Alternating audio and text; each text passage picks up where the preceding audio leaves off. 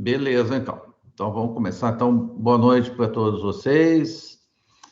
Uma pena que a gente está virtual, porque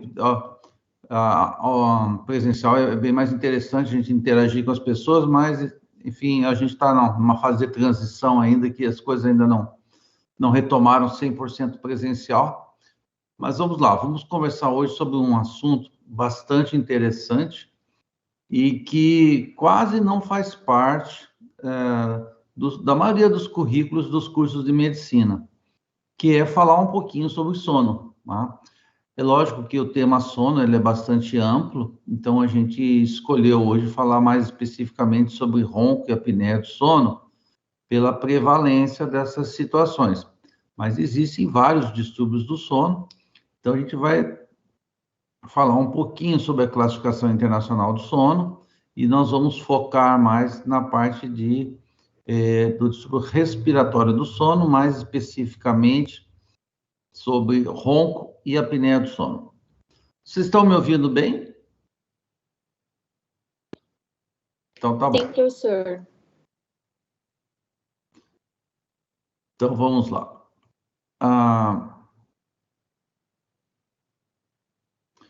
O que é o sono? O sono ele é um período de recuperação, quer dizer, é quando a gente vai ter uma restauração física e mental daquele desgaste natural do período da vigília. Então, é durante o sono que a gente recupera as nossas energias para que a gente possa estar bem no dia seguinte, para que a gente possa exercer as nossas funções de uma forma adequada. Quando isso não acontece, né, aí vão surgir os distúrbios do sono. E existe uma classificação internacional dos distúrbios do sono, e que é organizada pela Academia Americana de Medicina do Sono, que é da onde a gente se baseia, tá, nós seguimos muito a Academia Americana do Sono aqui no Brasil. Então, existem esses grupos de distúrbios de sono que vocês estão vendo aí. Então, a gente tem o grupo da insônia, que são aquelas dificuldades para iniciar ou manter o sono, ou uma sensação de sono não restaurador, que também é uma situação bastante comum no dia a dia.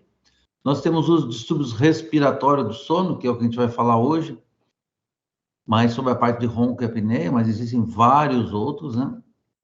A outra classificação são as situações que a pessoa tem muito sono, uma hipersonolência. O exemplo mais comum é a narcolepsia, em que a pessoa tem muito sono, ela dorme em situações assim inesperadas.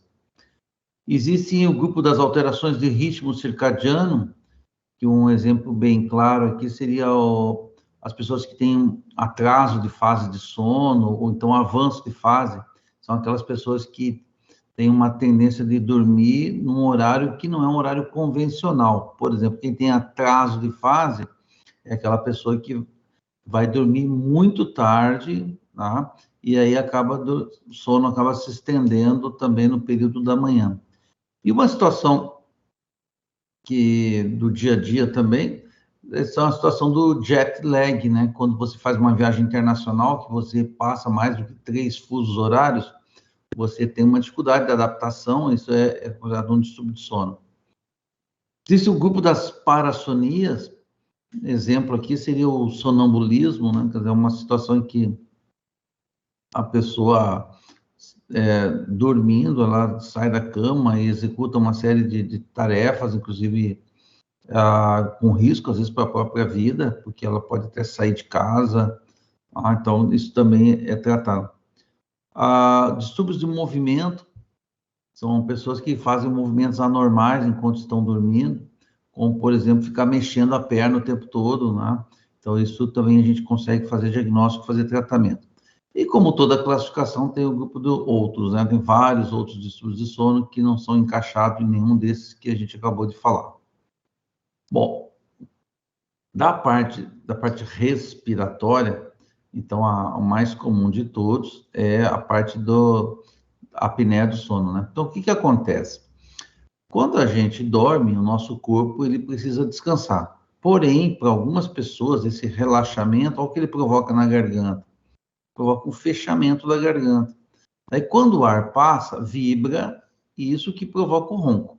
Então, essa vibração é o ronco. Olha o que vai acontecer agora.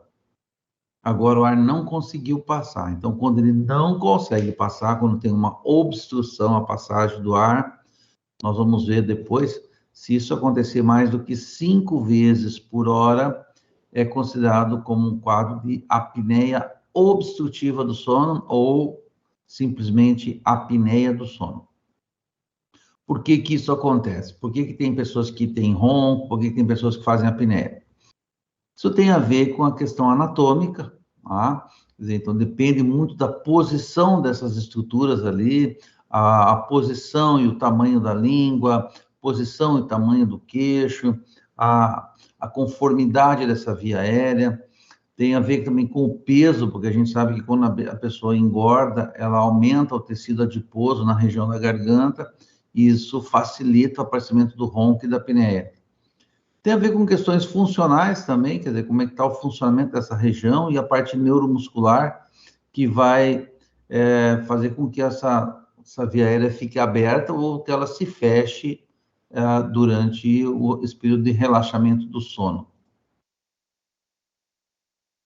Bom, quando a obstrução ela é acima de 90%, ou seja, uma obstrução quase total, a gente diz que existe uma apneia. Quando não chega nesse ponto, vai ser uma hipopneia. Porém, as duas trazem consequências para a qualidade do sono e elas são classificadas juntas. Então, a doença em si é esse nome todo que vocês estão vendo aqui. Porém, a gente fala de uma forma mais resumida, apneia do sono. É importante vocês lembrarem que a apneia do sono, ela também pode ter origem central. Então, existem algumas situações em que não vem o estímulo para a pessoa respirar, e então aí ela não respira. Por exemplo, uma doença neurológica, um paciente que teve um AVC, um paciente que teve que tem uma respiração tipo Cheyne-Stokes, ele faz períodos de apneia central, ou seja, ele não tem estímulo e aí ele para de respirar. Bom, aqui nessa imagem, a gente tem muito bem, está muito bacana toda a questão da fisiopatologia da doença. Então, se a gente for olhar aqui, tudo começa com o colapso aqui da região da faringe. Esse colapso é que faz a obstrução na passagem do ar. Com a obstrução, o que vai acontecer? Vai diminuir a PO2 e vai aumentar a PaCO2. Então, esse aumento da PaCO2 vai estimular alguns receptores que vão fazer com que a pessoa desperte. Por que aquela pessoa precisa despertar? Porque quando ela desperta, ela vai contrair a musculatura aqui da faringe e vai possibilitar o retorno do fluxo de ar que foi interrompido durante essa apneia. Então, isso funciona muito bem para liberar a passagem do ar. Porém, com o despertar, a gente tem um aumento da atividade do sistema nervoso simpático. Então, existe uma descarga adrenérgica, isso faz aumentar a frequência cardíaca, isso faz aumentar a pressão arterial, e aí nós vamos ter consequências cardiovasculares. Então, esse é um dos grandes problemas da apneia do sono. São as consequências que a doença traz, principalmente da parte cardiovascular.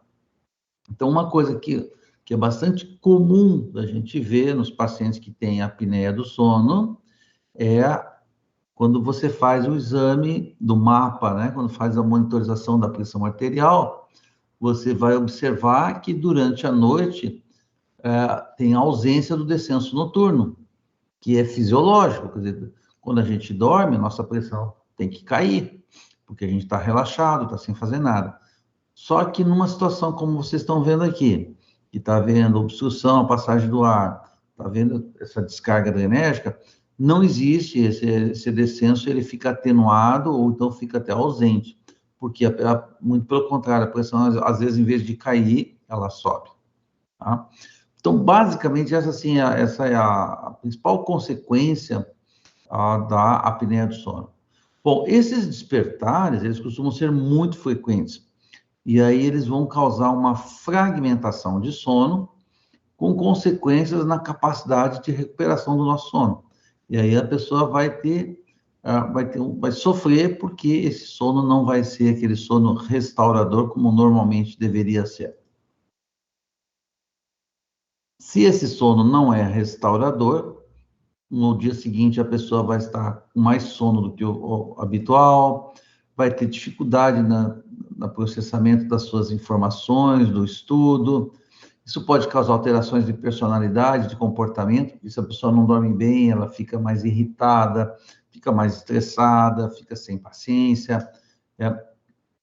Isso pode levar a uma incapacidade socioprofissional, se a pessoa não está na sua plenitude, vai ter dificuldade para exercer as suas atividades.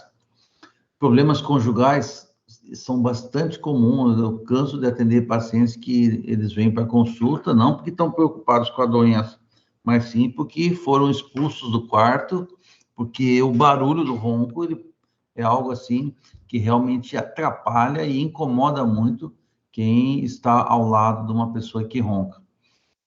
Existe um risco maior da pessoa se envolver em acidentes, porque se ela não dormiu bem, ela não está na sua plenitude, da sua capacidade de ação, capacidade de reação. Uma outra consequência também da apneia obstrutiva do sono é a obesidade. A gente sabe que a obesidade pode levar à apneia do sono. E a apneia do sono faz piorar a obesidade. Por quê? Porque quem não dorme bem está cansado, tem dificuldade de fazer atividades ao longo do dia. Tá? Quem não dorme bem, no caso da apneia do sono, tem alterações da leptina e da grelina, isso vão colaborar para o ganho de peso, tá? Uma vez que existe um aumento da fome, e se a pessoa deixa de dormir, ou se ela acorda no meio da noite, acaba tendo mais oportunidade para se alimentar, tudo isso colaborando para o ganho de peso. Nós já falamos que a parte cardiovascular é extremamente afetada por conta da apneia do sono, e naqueles pacientes que têm apneia do sono, a pressão arterial fica mais difícil de controlar, porque ao longo da noite está tendo muito estímulo, né, muita descarga adrenérgica, isso dificulta o controle. Você vai ver que pacientes com apneia do sono é muito comum estarem usando, às vezes, 2 ou 3 antihipertensivos para conseguir um razoável controle da sua pressão arterial. Arritmias podem acontecer.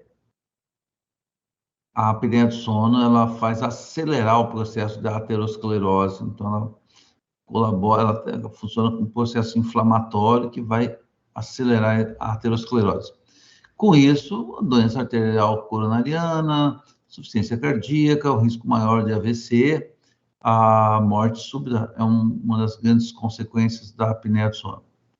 Bom, dentro da avaliação clínica, que é aquilo que todos nós vamos fazer, a gente vai fazer a nossa anamnese. Aí vamos ver, vamos perguntar se está roncando ou não.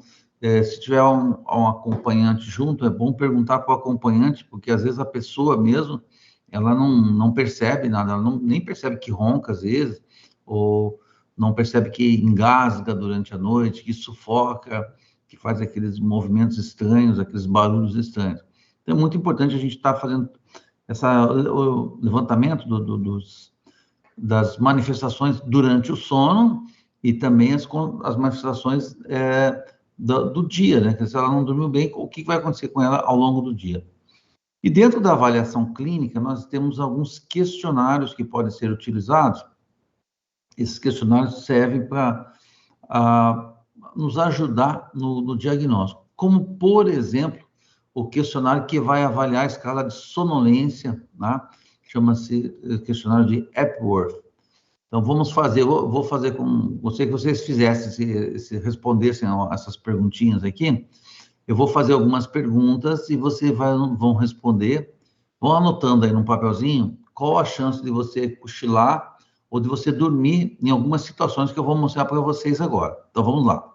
Primeira situação, se você estiver sentado e lendo, Qual a chance de você dormir ou cochilar? Se não tem nenhuma chance, você bota 0, se for pequena, 1, moderada, 2, se for uma grande chance, bota 3. Então, vamos lá, eu vou passando as perguntinhas, vocês vão anotando os pontos aí. Na outra situação, vendo televisão, qual é a chance? Sentado num local público, como, por exemplo, numa sala de espera, num cinema, qualquer local público. Se você tiver como passageiro de um carro ou de um ônibus que está andando há mais de 1 hora, qual é a chance de você dormir ou cochilar? Se você estiver deitado para descansar no período da tarde, sentado e conversando, sentado calmamente após o almoço. Se você estiver dirigindo e o trânsito está muito intenso e ele para por alguns minutos, você tem chance de dormir ou cochilar? Então vamos lá, a soma dos pontos. Se você marcou até 8 pontos, tudo bem, você não tem sonolência excessiva. Se você pontuou de 9 a 12, a sua sonolência é leve, de 13 a 16, moderada, e mais que 16 é acentuada. Bom, eu sei que alguns de vocês devem estar com uma pontuação alta aí, tá? Mas não se assustem, por quê?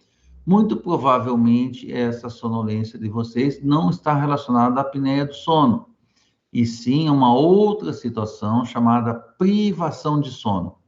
Provavelmente, por conta das atividades que vocês têm, é provável que vocês estejam dormindo um pouco menos do que aquilo que vocês realmente necessitam. Então, isso leva a uma situação de sonolência. Esse questionário, ele não faz o diagnóstico de apneia do sono, ele apenas avalia o grau de sonolência, que juntamente com os sinais de apneia do sono, nos ajuda na suspeita diagnóstica, né? Bom, outro indicativo de que a pessoa possa ter a apneia do sono é se ela for hipertensa. A gente sabe que a incidência de apneia do sono em hipertensos é muito maior do que na população normal. Também vai estar maior a probabilidade de apneia do sono se o paciente for obeso.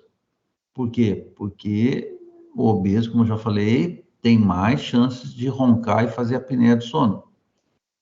O obeso, ele costuma aumentar o tamanho do pescoço. Então, se você medir o perímetro cervical, se ele estiver aumentado, existe uma chance maior de que esse paciente possa ter apneia do sono.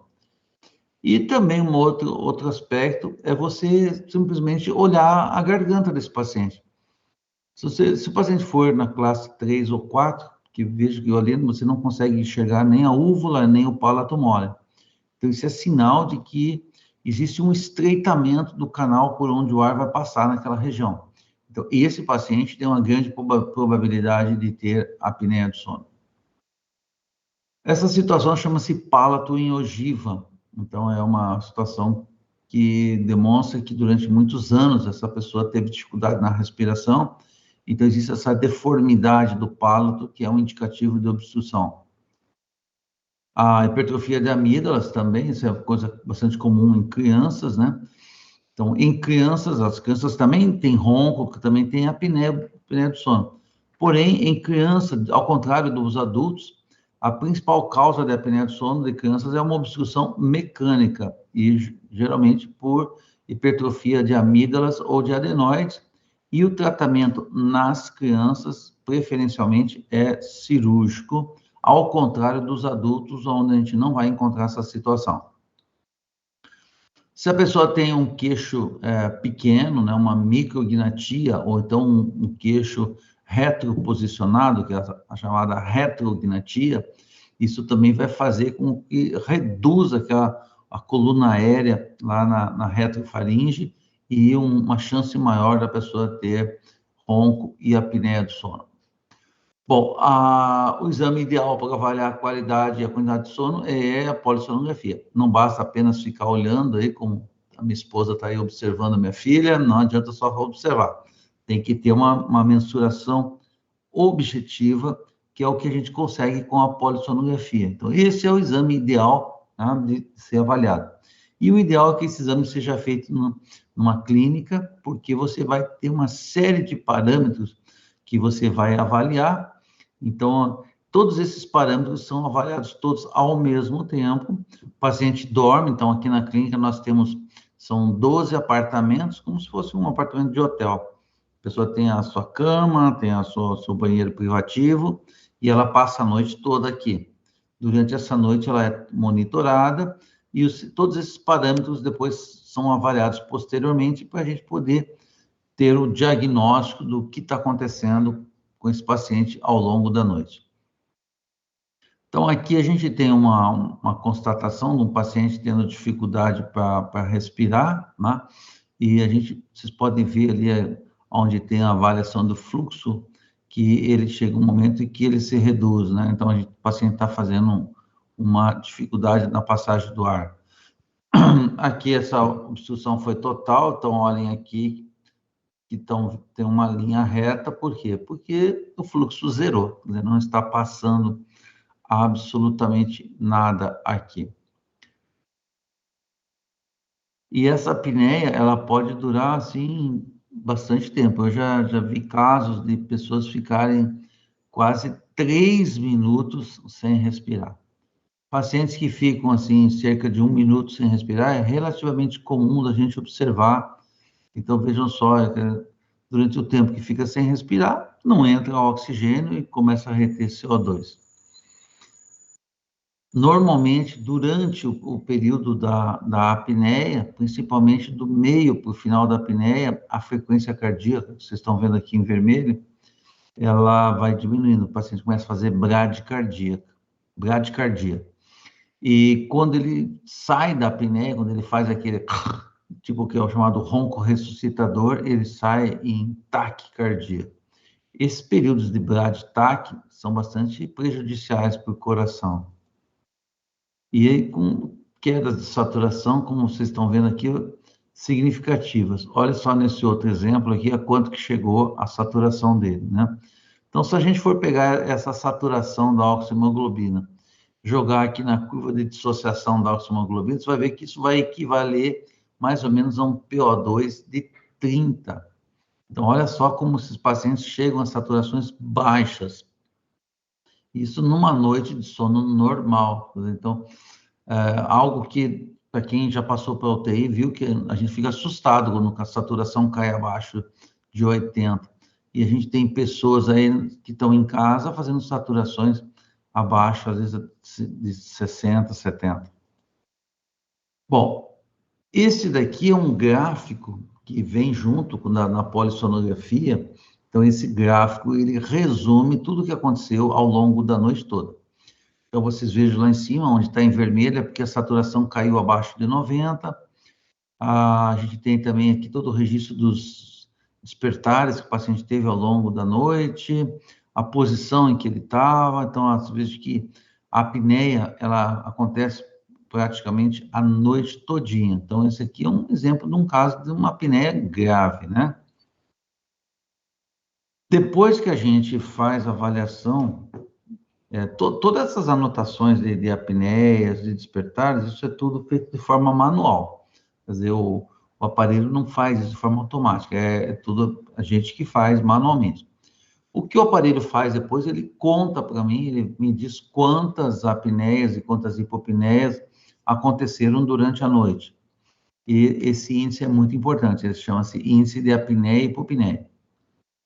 O normal dele é até 5. Então, até 5 por hora de sono está dentro do normal.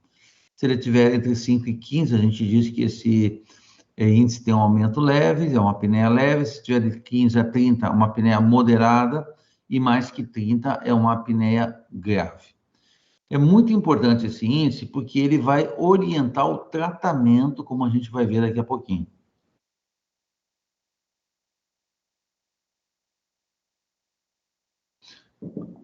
Então, vamos pegar os dois extremos.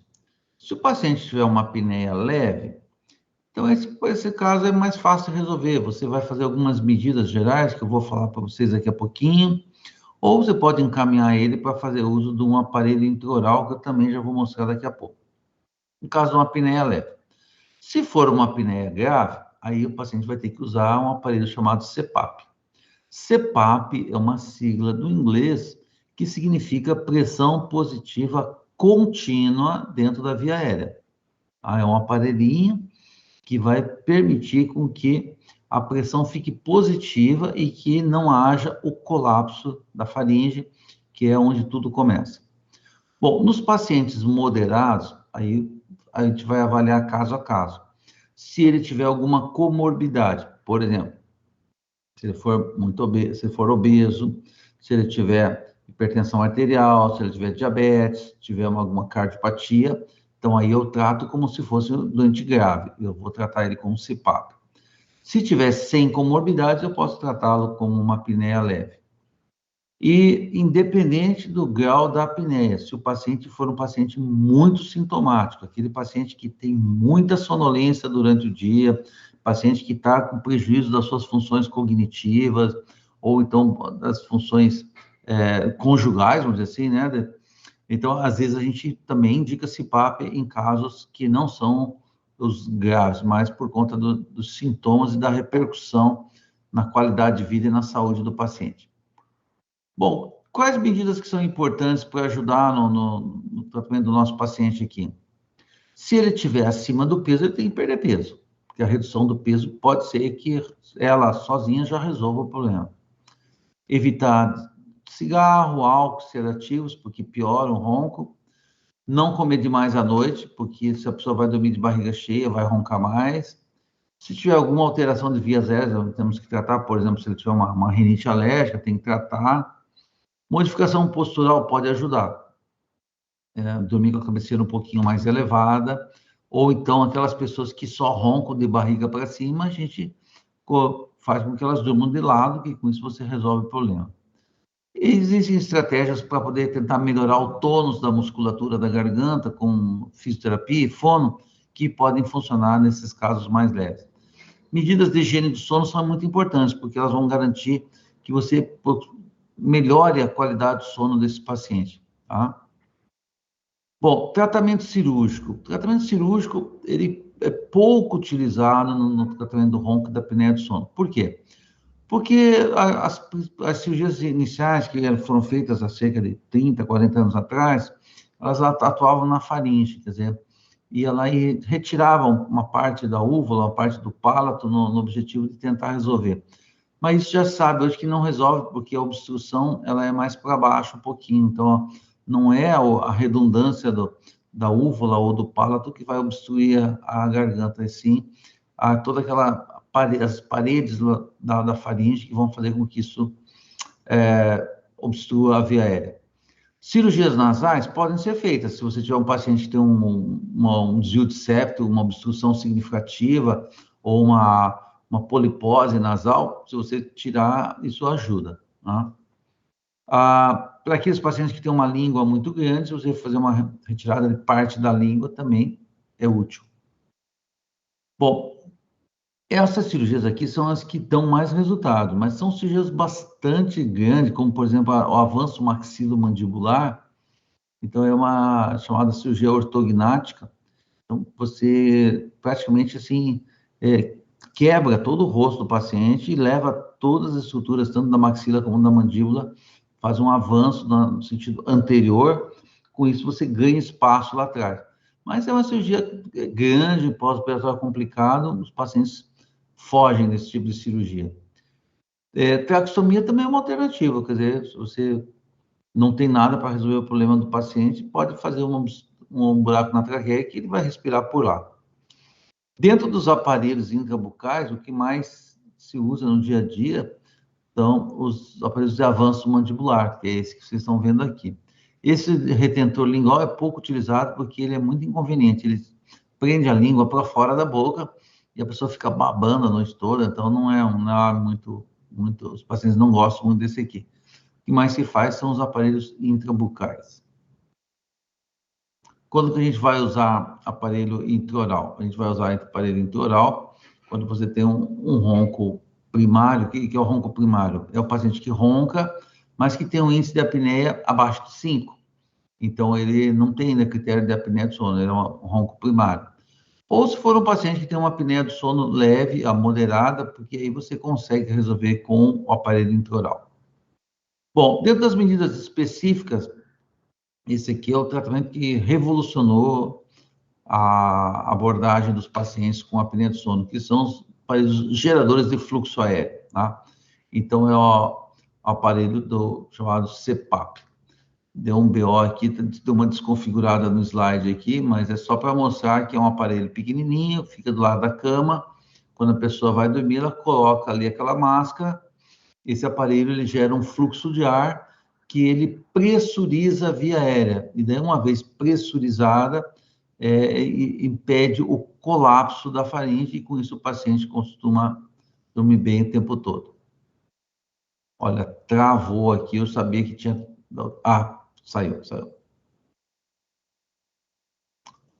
Bom, existem vários tipos de aparelhos de CPAP, eles estão cada vez mais portáteis, cada vez com mais recursos, né? Hoje a gente tem aparelhos que você permite que você controle o paciente todas as noites, você sabe se ele dormiu com o aparelho, não dormiu, se o aparelho foi efetivo ou não. Então, a tecnologia nos ajuda bastante nesse sentido. E faz parte eu brinco que um dos objetivos nossos aqui da clínica é salvar casamentos, e realmente isso acontece, porque quando a gente trata um paciente que tem ronco e apneia do sono, isso você consegue aproximar o casal. Alguns aparelhos, eles têm um lugarzinho para ser colocada água, isso é muito bom, porque daí o ar não vem tão seco, né? Então, ele tem um espaço para o umidificador. Em algumas situações, a gente precisa fazer uso de um aparelho diferente. Bom, aí vem uma pergunta: como é que a gente vai saber qual aparelho que tem que usar? Então, isso é feito numa segunda noite. Então, quando você tem suspeita de que o paciente tem ronco e apneia de sono, primeira coisa que você tem que fazer um exame chamado polissonografia. Então, ele vem aqui na clínica do sono, ele passa a noite toda, a gente faz o diagnóstico. Bom, se pelo diagnóstico, né, se deu uma apneia grave ou moderada, se a opção de tratamento for um aparelho gerador de fluxo, então aí é feito um segundo exame, que é chamado titulação. O que é a titulação? Titulação de PAP ou titulação de CPAP é a gente escolher qual vai ser a melhor modalidade ventilatória para esse paciente e quais os parâmetros que eu vou ter que colocar no equipamento. Então, esse segundo exame é muito importante, porque por ele a gente consegue identificar que tipo de aparelho precisa ser comprado, que o paciente vai comprar dentro das lojas. A gente não vende nada aqui. Médico não pode ter nenhum comércio relacionado à parte médica, né? Então, a gente não vende nada, a gente faz o diagnóstico e aí o paciente vai comprar esse aparelho. Bom, só abrindo um parênteses aqui, né? Esse exame de polissonografia, qualquer médico pode pedir, não precisa ser especialista em sono. E o paciente não precisa vir aqui consultar comigo ou com o meu sócio para fazer o exame. Qualquer médico pode dar o pedido, o paciente vem aqui, o paciente faz o exame e daí o próprio colega toma a decisão e faz o tratamento baseado no resultado desse exame. Não tem a obrigatoriedade dele passar por uma consulta aqui com algum dos médicos aqui da Clínica do Sono. Em algumas situações, essa pressão de CPAP que a gente vai usar no aparelho, ela pode variar de 4 até 30 centímetros de água.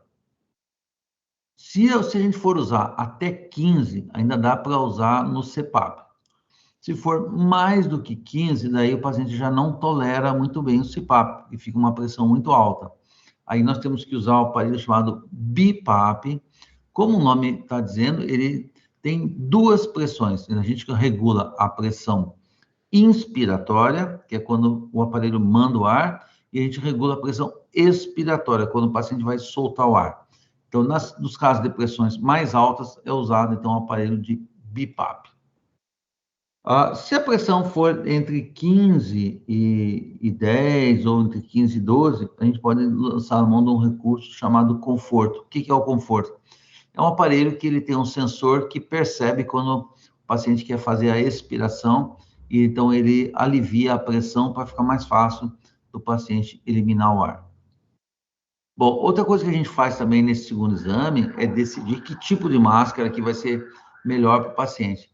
Se é uma máscara que vai pegar só do nariz, né? Existem vários tamanhos, vários modelos, a gente vê isso durante a polissonografia. Ou se é uma máscara que vai pegar nariz e boca, como essa aqui, por exemplo. Essa aqui é um paciente que às vezes não consegue manter a boca fechada durante o sono, então tem que fazer uso de uma máscara chamada oronasal. E às vezes são máscaras que pegam só a parte por baixo do nariz, chamadas máscaras intranasais. Tudo isso a gente define aqui na segunda noite de exame. Bom, tem bastante material disponível aí na internet para vocês estarem vendo aí. Depois, se alguém tiver interesse, só me fala, eu tenho algum desses aí, eu tenho aqui, eu posso passar para vocês poderem dar uma lida melhor, tá? Bom, só para a gente já está finalizando aqui, então tem algumas situações que a gente tem que ficar atento, porque o risco dessa pessoa ter apneia do sono é muito grande. Então, por exemplo, acima dos 40 anos, tem que ficar esperto, principalmente se for sexo masculino ou então mulher pós-menopausa. Por que pós-menopausa? Porque durante o período em que a mulher tem a atividade hormonal habitual, a musculatura dela tem um tônus maior. Depois da menopausa, existe uma perda do tônus da musculatura da faringe, e por isso existe uma chance maior dela roncar e fazer apneia.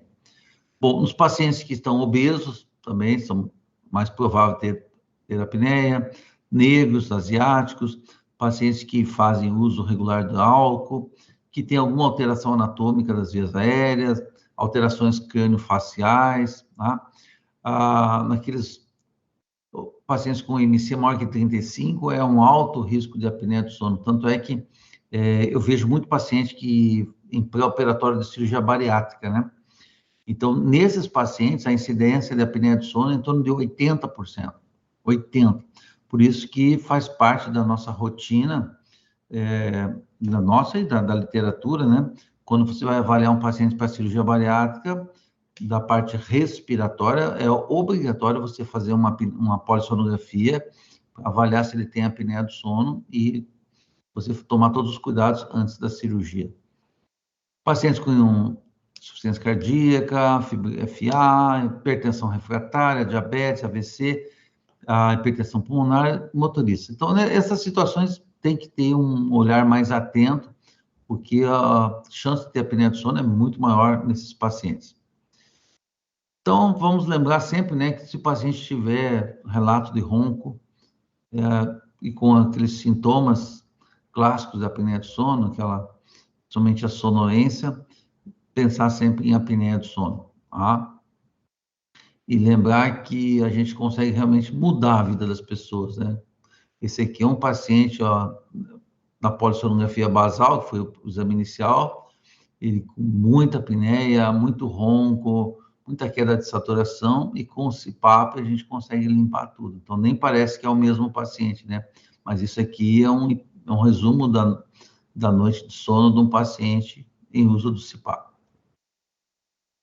Aqui na Clínica do Sono, esse é o meu sócio, Augusto Saldanha, ele é neuropediatra e também especialista em sono, assim como eu. Nós atendemos aqui no bairro Jardim Cuiabá, a gente atende praticamente todos os planos de saúde. Né? Muito obrigado pela atenção de vocês. Essa é a minha bonequinha, alguns anos atrás, quando ela ia dormir, tranquilinha. Bom, a gente tem um tempinho aí, se vocês tiverem alguma pergunta ou comentário, eu gostaria que vocês se manifestassem.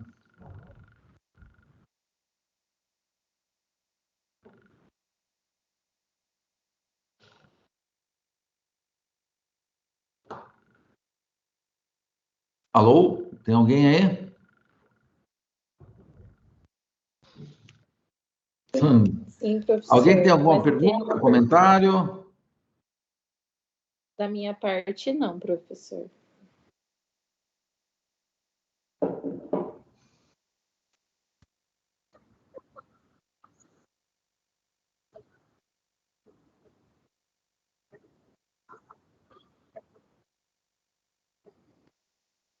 Boa pergunta. Então, o tempo de tratamento, ele não tem como a gente definir, porque cada caso é um caso, né? Então, o que a gente sabe é que a pessoa tem que usar o CPAP por pelo menos 1 ano.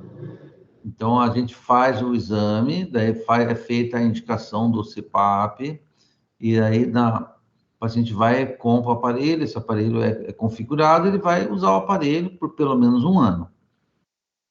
Ao final deste ano, é feito depois um novo exame, que a gente chama de retitulação do CPAP. Então, na retitulação, o que a gente faz? A gente coloca o paciente dormindo. No começo da noite, a gente deixa esse CPAP, ele está conectado, o paciente está com a máscara, porém, a gente não coloca uma pressão chamada terapêutica. Então, ele fica com uma pressão que não é uma pressão que iria abrir a via aérea dele. E você observa se ele faz eventos durante esse momento. E aí depois a gente faz o resto da noite, você vai fazendo os ajustes do aparelho. Então, pelo menos uma vez por ano, tem que ser repetido um exame que vai ver como que está a qualidade do sono do paciente. Se houver alguma coisa diferente antes desse 1 ano, a gente pode antecipar essa decisão de retirar o paciente do CPAP. Por exemplo, os pacientes que vão para a cirurgia bariátrica. Então, o paciente, às vezes, tem uma apneia grave, aí ele faz cirurgia bariátrica, e no intervalo, às vezes, de 6 meses, ele elimina, assim, 30, 40 quilos, e com isso ele para de roncar, às vezes, e para de fazer apneia. Então, às vezes, a gente antecipa, faz com menos tempo, para ver se realmente ele está bem, está livre da apneia do sono, e ele pode parar de usar o CPAP. Mas, a princípio, não tem um prazo definido. Então, eu tenho pacientes que usaram 2, 3, 4 anos, como também tem pacientes que, às vezes, vão ter que usar quase que para o resto da vida. Então, cada caso é um caso.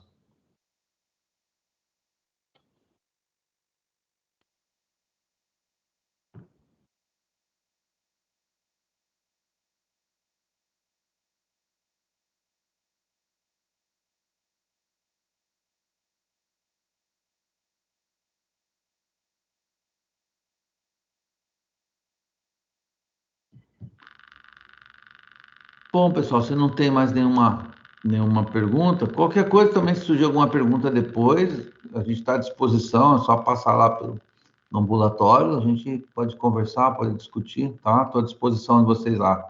Nosso ambulatório sempre é terça e quinta de manhã, tá? E aproveite para dar uma lidinha, depois eu vou mandar um material aqui para a Vivian, que é a representante, né, Vivian? Já mando aqui pelo WhatsApp. Okay. Eu mando alguma coisa pelo WhatsApp para você aqui, aí você repassa aí para os seus colegas, para poder dar uma lidinha nesse material. Lógico, tem algumas coisas que eu vou mandar, é bastante extenso, não precisa ler tudo, mas dá uma olhadinha alguns tópicos lá, bem interessante para vocês consolidarem um pouquinho esse conhecimento. Tá bom, pessoal? Olha, bom estudo para vocês, que ainda não está na hora de dormir, né? Agora é a hora de a gente dar uma estudadinha ainda, e daí depois, bom sono para vocês. Espero que tenham um sono restaurador, para que amanhã vocês possam estar inteiros e bem produtivos, tá bom? Um abraço para todos vocês, até a próxima. Fiquem com Deus. Obrigado, professor, pela aula. Obrigado, professor.